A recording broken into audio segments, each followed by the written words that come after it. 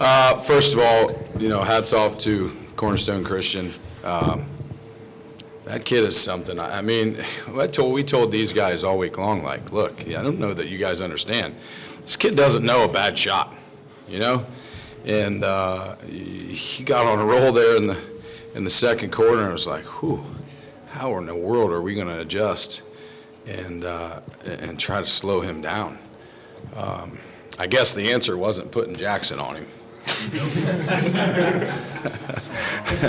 Yeah, that was mentioned last weekend. I won't name any names.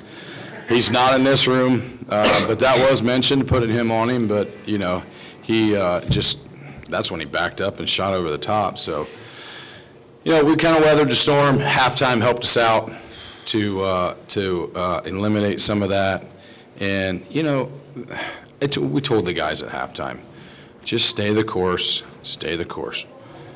They're going to get tired. They're going to wear down a little bit. The middle of the floor is still extremely wide open. So I don't know if any of you watched me hollering at 2 or 3 of these guys, like, get to the middle of the floor, please. And we told them that, number one, on Tuesday when we came back, that, this is going to be similar to last Friday. The beauty of it is we don't have to change much offensively. Defensively, yes, but and on Wednesday, we tried a couple different things, and these guys basically looked at me like, Coach, let's not reinvent the wheel here. And we weren't. We were just trying a few things, but they were like, we got it. We got it. We can take care of this. With the understanding that we knew we weren't going to hold him to 10 or 15 points. It takes too many shots for that. But we were hoping to hold him a little bit less than 37, but, we did a fantastic job covering up outside of him, and we're state champs. I mean, I don't know what else to say. These kids are winners. All 11 of them, they're winners.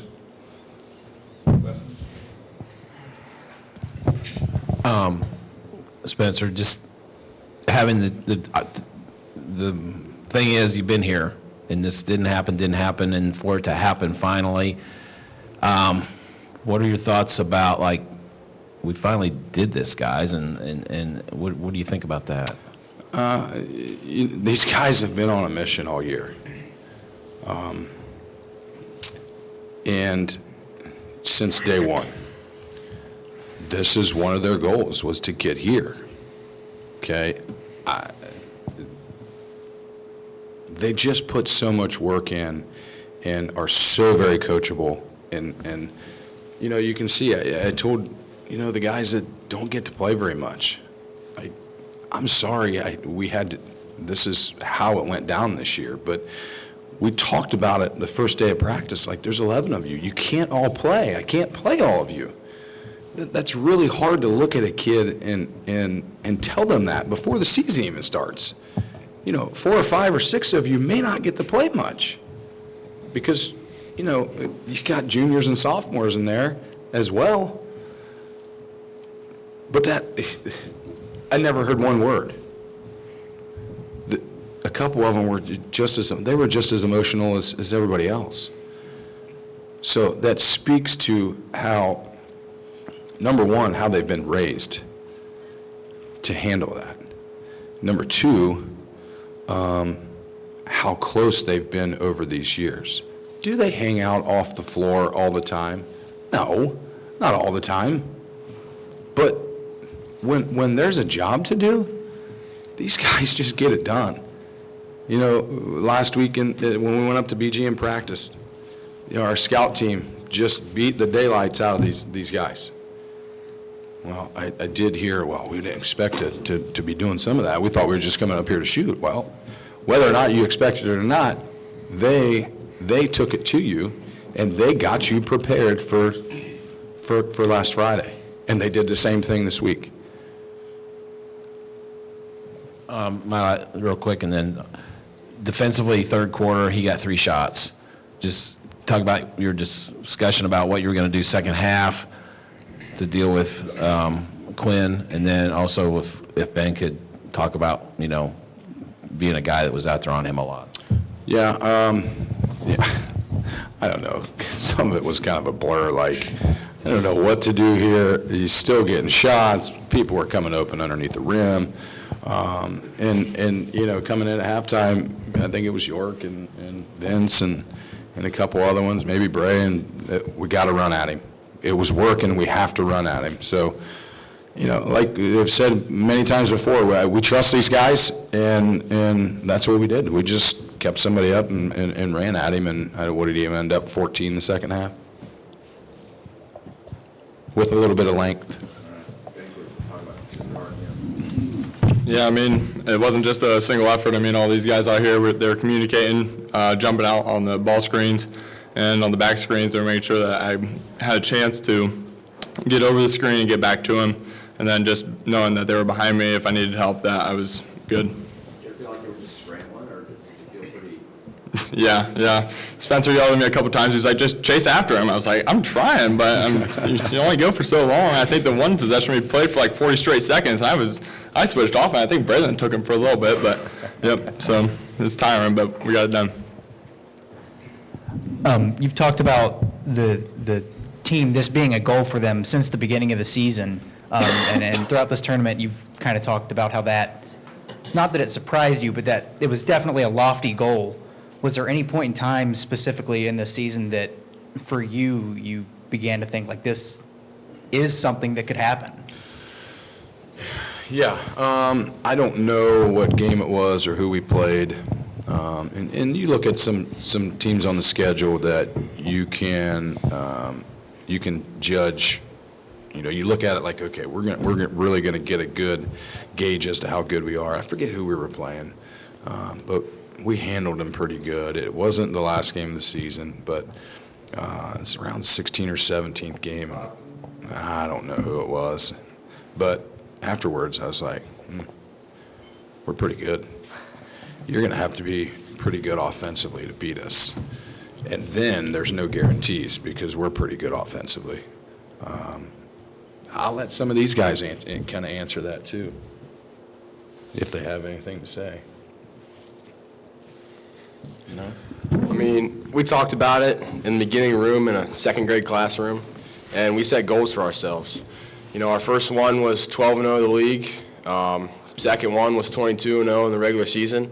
And obviously the last one was go 29-0 and be a state champ. So I think, you know, putting that in stone in the first practice and getting that in our minds that, hey, like, we can do this, I think that really just set a tone for the whole season. For any of the four guys sitting down now, there's 11 of you, and like Coach mentioned, you can't all play, but can you just talk about the contribution from the guys standing behind you that weren't always on the court on game day, but what they meant to the team? Yeah, it's been huge for us all year. The guys behind us have been playing great defense for us in practice, and they worked so much harder than you would ever imagine. It's great from them. Yeah, these guys, I mean, they might obviously don't get to play much, but after practice, they're in there cracking jokes with us, and it's just a team effort all the way around, and I wouldn't want to do it with anyone else but these guys. Yeah, and could Landon or Caleb or Micah also come forward and talk about what it's like to be a part of this team? It's pretty special. We just come together and then we play together, and then we just have fun off the court too. You know, most nights we're hanging out together at his house in the barn, watching basketball, watching football, whatever. I mean, gambling.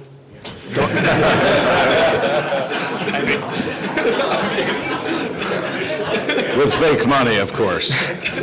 They're playing Monopoly. Yeah, they're playing Monopoly. Yeah, being part of this team is something really special that not many people really get to do.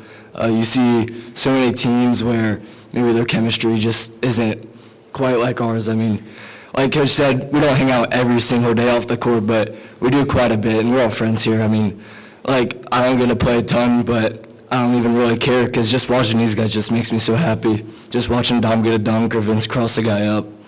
I mean, we're just all family, really, so. Literally. Coach, one thing, I think is worth noting, we've come in here, after every single one of these games for these pressers, and you guys are the first team that has brought up every single senior, right, to the table. And, to me, that's just awesome. I think it speaks volumes of just the culture that you guys have down there at Russia. So my question to you is, man, what's the one thing you're going to miss most about these guys? Just, I don't know.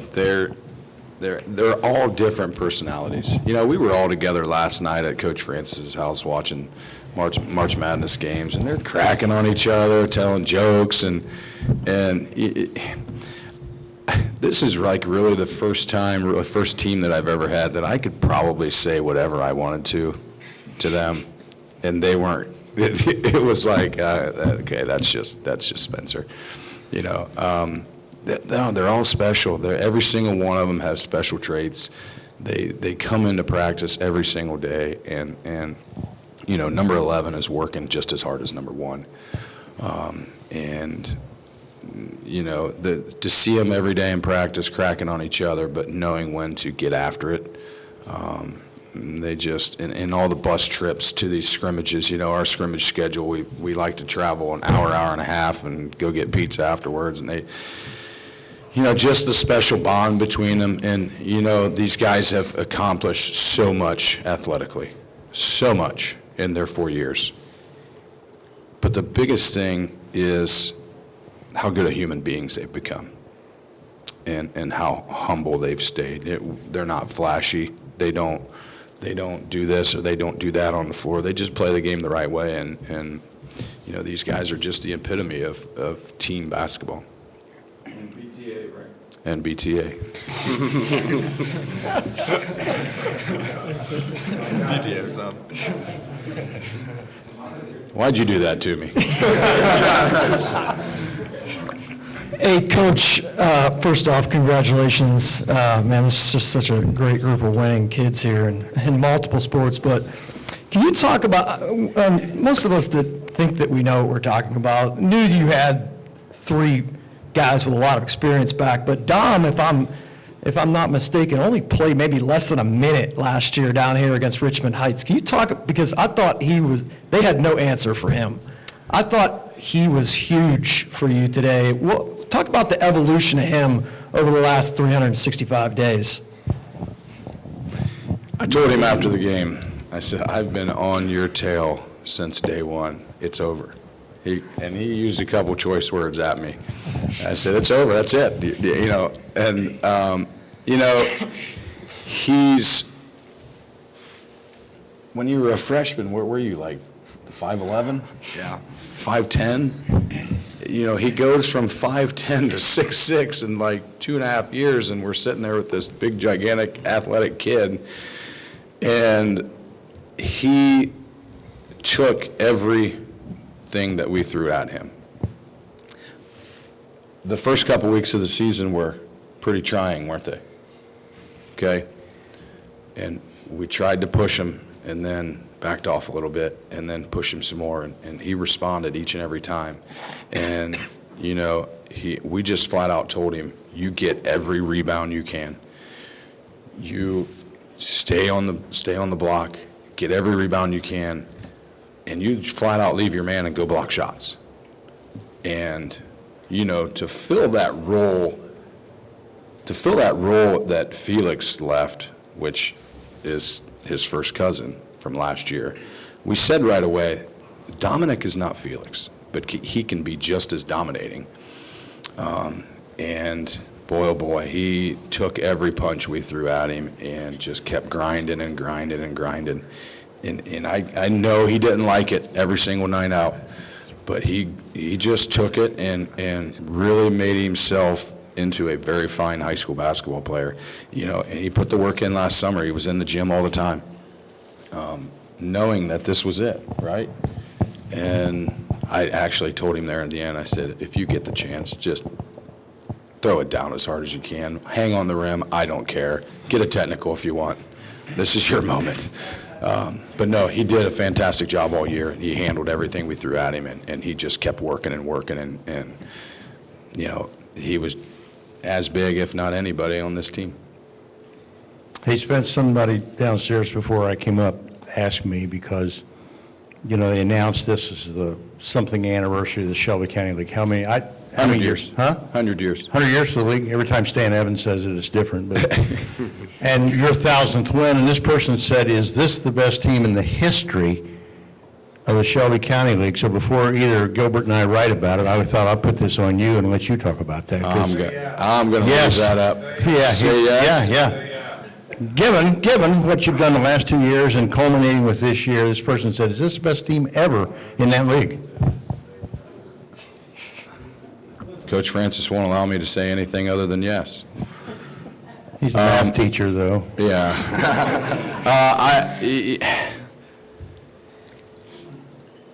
I'll leave that. We believe, and these guys probably believe, that they are. There's been a lot of really good teams.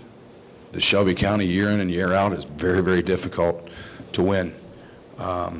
And like I said, there's been a lot of really good teams, a lot of really good players. We can believe that, and then we'll just allow everybody else to debate it. Braylon, you said last week you were ready to be done with this.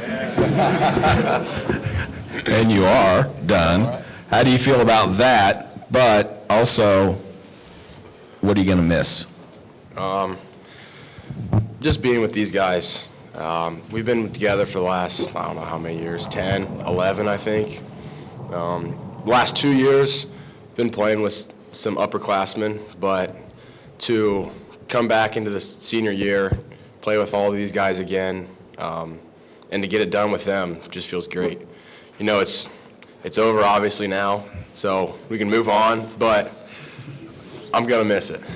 He was crying at the end of the game, by the way, just so you know. It wasn't too sad. You know, one thing he told me in December, because he asked me, he's like, oh, man, this is a long season. I was like, dude, it's only Christmas. We got a long ways to go here. He's like, I know.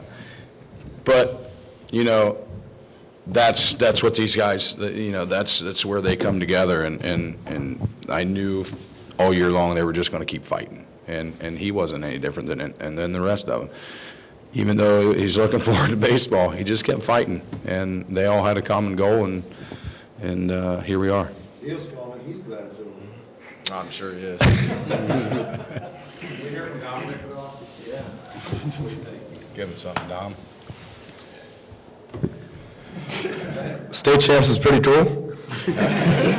Are you grateful for the how you Yeah, I mean, it was hard a lot of days, but It was. I mean, we got the job done at the end, so I got to be grateful. And I mean, all the coaches helped me, all my teammates, my friends. I mean, I won't be able to call them teammates after this day, but I'm going to still hang out with them every single day at school, every day at recess, and we're just all friends, so. We don't take recess. We do take recess. We don't. These guys don't do anything at school. Coach Spencer, and hi. So this goes to everyone. You know, you mentioned that earlier this week it wasn't just for the team, it wasn't just for the community, but it's for, you know, Zane Shappy, Hayden Quinter, Flippo, you know, the list goes on, to be able to bring home a state championship and to, you know, kind of honor kind of like the memory of those who weren't able to compete in a state title game. You know, what does that mean to you guys? Yeah, I mean, I can't name all their names, but, you know, 2 years ago, Zane Chappie, you know, wears his heart on his sleeve. Hayden Quinter played four years of varsity basketball, and you know, Braden Monin and Fiedling. And I can't name everybody, but the list goes on and on. And I know it's cliche, but it really is. That's what it's really for. I mean, not everybody gets this opportunity. And, you know, it's not fair to those other guys that this collection of guys all came into school together, right? You know, not everybody gets that opportunity. So, you know, even like my dad, you know, I know one thing I'm tired of is hearing my dad talk about his state title and my son talk about his in baseball. And they look at me and go, where's yours at? Well, that's over. That stuff's over. But, yeah, I mean, anybody that's ever put it on, I know there's going to be one gigantic party in Russia and tonight, and every darn one of them people are going to feel like they're a state champ as well.